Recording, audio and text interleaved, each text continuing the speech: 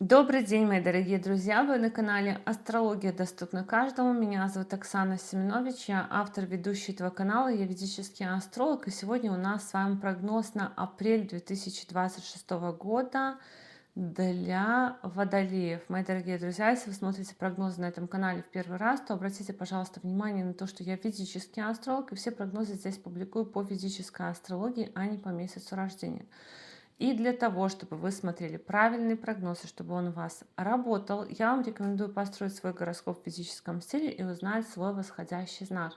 Как это сделать, я рассказывала в видеоинструкции, ссылка на которую у вас сейчас появится в правом верхнем углу. И ссылка будет также в описании, в комментариях к этому видео. И в описании, в комментариях к этому видео есть ссылка на мой сайт, где можно записаться на курс по ведической астрологии, либо на составление личного гороскопа. И теперь давайте говорить о том, что же ожидает водолеев в апреле 2026 года. Месяц начнется с какой-то неожиданности. 2 числа будет полнолуние в вашем 8-м доме гороскопа. 8-й дом — это дом тайн, кризисов, рисков, неожиданностей, того, что скрыто.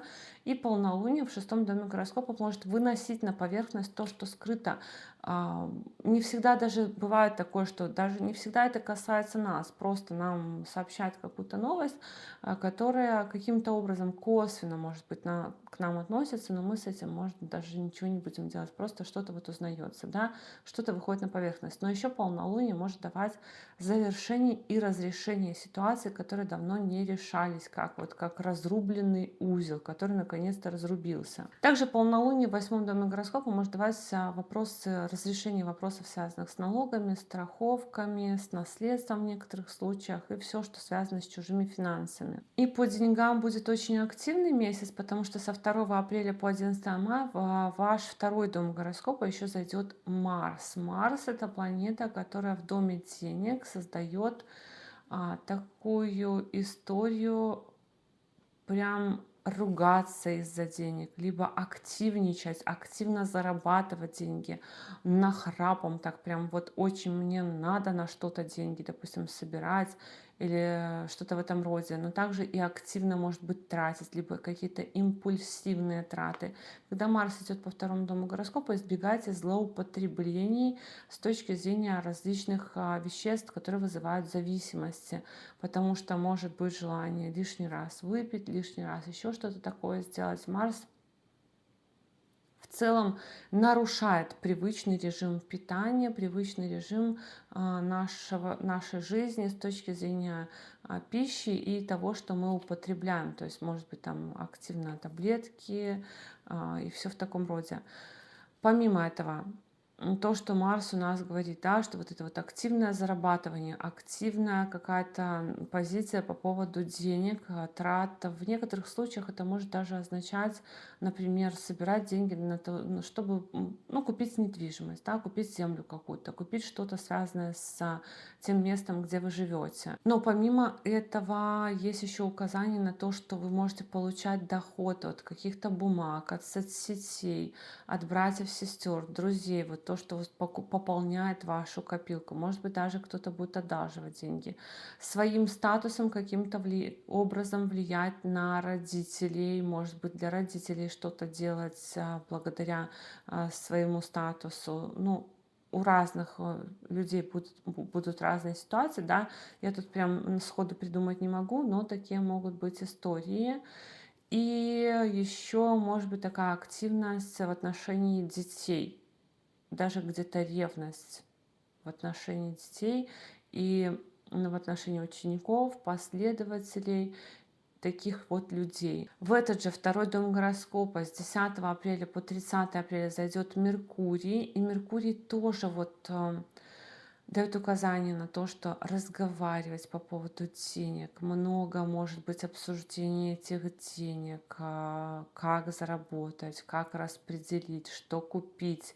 Но не только денег, а в целом ресурсов. Устал, не устал, сколько спать, сколько отдыхать, как вообще силы свои распределять.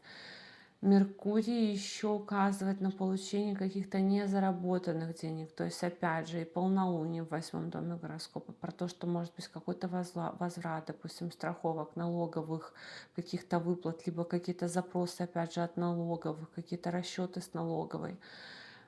доход от творчества, от детей, от учеников, от каких-то мероприятий, тоже может быть возврат какой-то за билет или что-то в этом роде. То есть очень активная тема денег, но также тема второго дома гороскопа — это и родители. С родителями, кстати, вы можете даже по Марсу, такая есть вероятность того, что вы можете быть в конфликте немного. Но и лор-органы, зубы, зрение, может быть, допустим, даже лечить — это активная какая-то фаза вот этого второго дома гороскопа. А с 14 апреля по 15 мая в ваш третий дом гороскопа зайдет Солнце. Солнце прояснит какие-то вопросы, связанные с документами, с друзьями, братьями и сестрами, с вашими социальными сетями, с сайтами, если у вас есть сайты, с какими-то поездками. Но Солнце также указывает на заключение каких-то сделок и соглашений в партнерстве. Допустим, запуск бизнес-проекта, запуск какого-то совместного проекта, совместно с друзьями пойти на какие-то курсы, начать какое-то хобби, начать вести какую-то соцсеть вместе с партнерами по браку, личной жизни тоже. Сарафанное радио, если вы работаете с клиентами, то будет очень активно работать сарафанное радио, и можете хорошо, допустим, заработать от этого сарафанного радио. И в целом какие-то рекомендации, встречи с друзьями тоже могут быть по этому транзиту. А 17 апреля в этом же третьем доме гороскопа будет новолуние, которое указывает на то, что вы можете открыть соцсеть, зайти в какую-то группу людей, встретиться с друзьями, с братьями и сестрами, получить какой-то документ, отправиться в какую-то поездку, может быть, что-то новое, какое-то новое наименование, даже если вы бизнес ведете, то новое наименование, новые документы, либо создание тоже бизнеса для некоторых может быть в этот период времени. А с 19 апреля по 14 мая в ваш четвертый дом гороскопа зайдет Венера, и это благоприятный чрезвычайно транзит, потому что четвертый дом — это дом внутреннего ощущения счастья. И когда по нему идет Венера, мы расслабляемся, размягчаемся. И что бы там вокруг ни происходило, мы счастливы.